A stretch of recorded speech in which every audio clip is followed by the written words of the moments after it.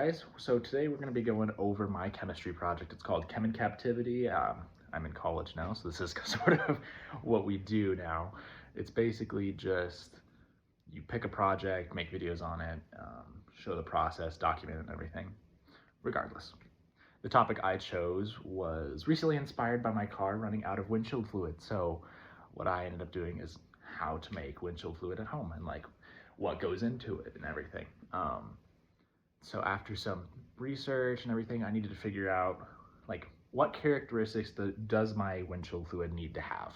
So the parameters needed for windshield fluid is it obviously has to be non-damaging to any of the rubber components, the electric motors, the windshield wipers. It has to be non-damaging to those. So it has to have like no corrosive effects.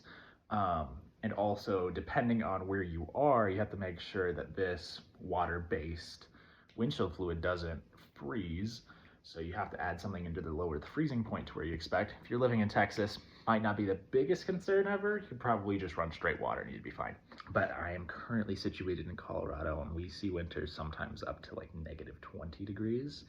So we definitely do need to account for the freezing point in this case.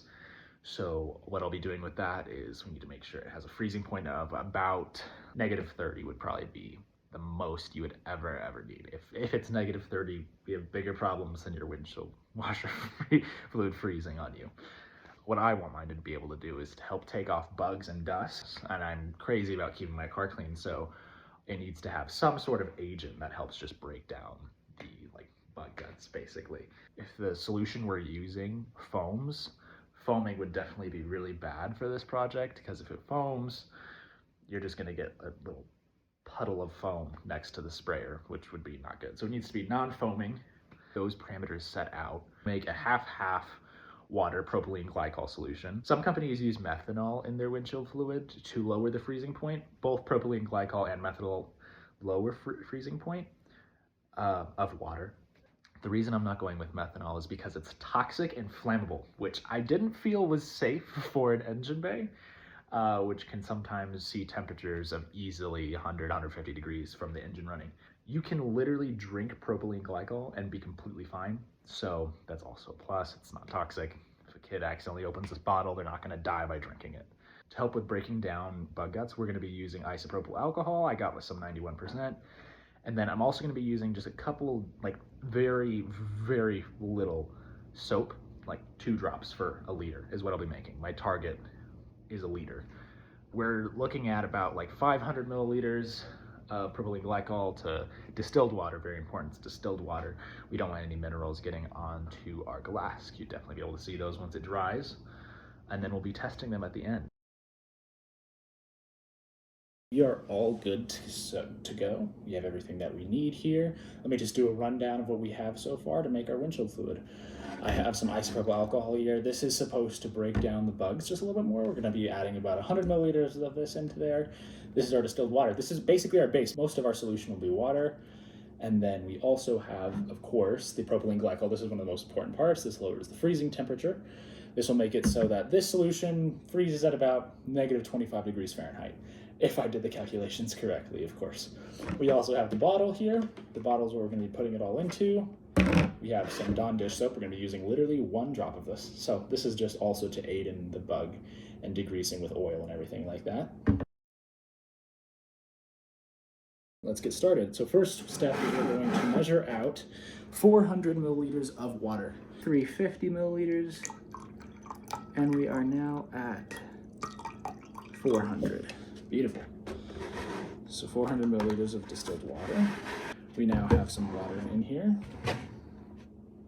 Next step is to measure out our propylene glycol, which we're going to be adding 500. And we are at just about 500 milliliters. That looks pretty accurate.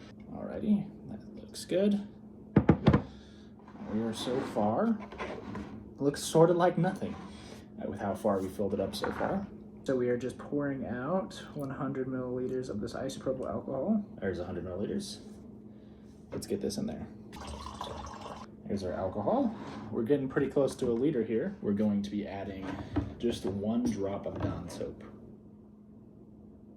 There we go. Now, food coloring. 1 drop 2 drop, 3 drop is our blue. Blue's gonna go in right now. 1 drop. All right, and that is everything. We are all completed here. Put this cap on so I don't spill anything anymore.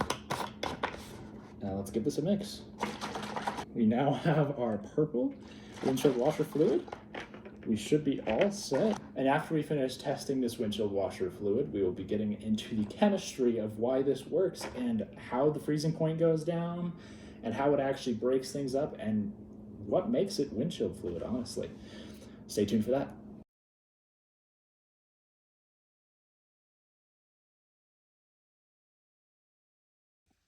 Alrighty, so many hours later, we have our shot glass on the left, which is ice, completely solid.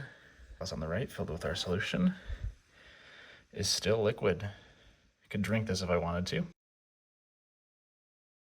We are all set to test our solutions here. So the way we're going to be testing these is we have one side of the windshield and the other taped off. Left side will be for the homemade, right side will be for the distilled water.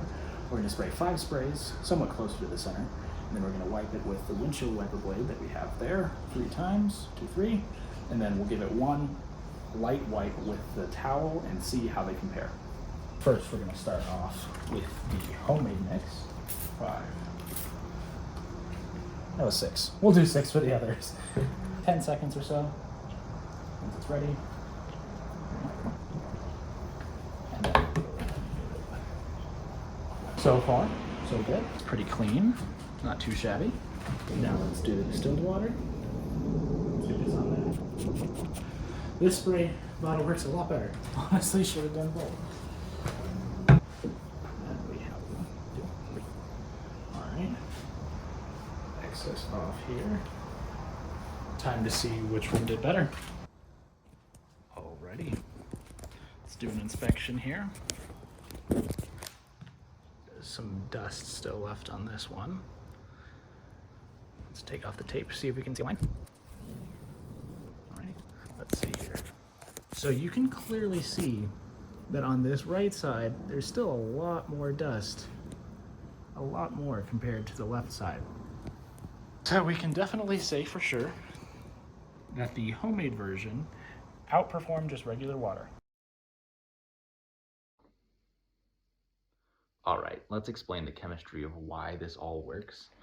So the most important factor for the windshield fluid is the freeze temperature. The biggest contributing part to that is the propylene glycol. Propylene glycol has this molecular formula, and the way the propylene glycol actually lowers the freezing temperature is the more of it that is in solution, it gets in the way of the ice lattice forming, so it can't like form that water lattice, so it can't freeze in the most simple sense. The next most important thing, just going based off of size, is the isopropyl alcohol. The isopropyl alcohol has this molecular formula.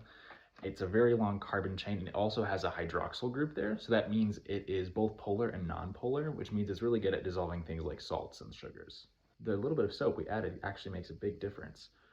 The way the soap actually works, it has a head and tail, each that is hydrophilic and hydrophobic, which means that things that are like non-polar, like bugs, sort of, they're basically encapsulated by the bubbles and are able to be washed away from the water. So it makes things that would typically stick to the glass be able to wash away. And lastly, to calculate at what temperature this would freeze at, since my freezer doesn't go low enough, it can only go to 0 degrees Fahrenheit, we calculated the actual freeze temp, which is this. Calculated that with this equation. And so the way that equation is set up, it's set up for the change in temperature is equal to the Van Hoff factor, which basically means if it breaks apart into smaller particles, like salts will go into ions kind of thing. If there's more particles, it will disrupt the lattice more.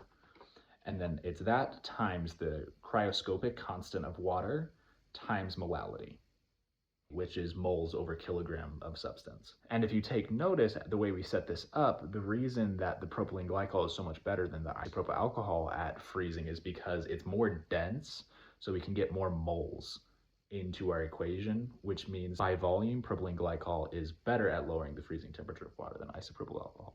And that wraps up this chemistry project. I hope you guys enjoyed. This was a fun project for me, and I hope you guys enjoyed it. Bye-bye.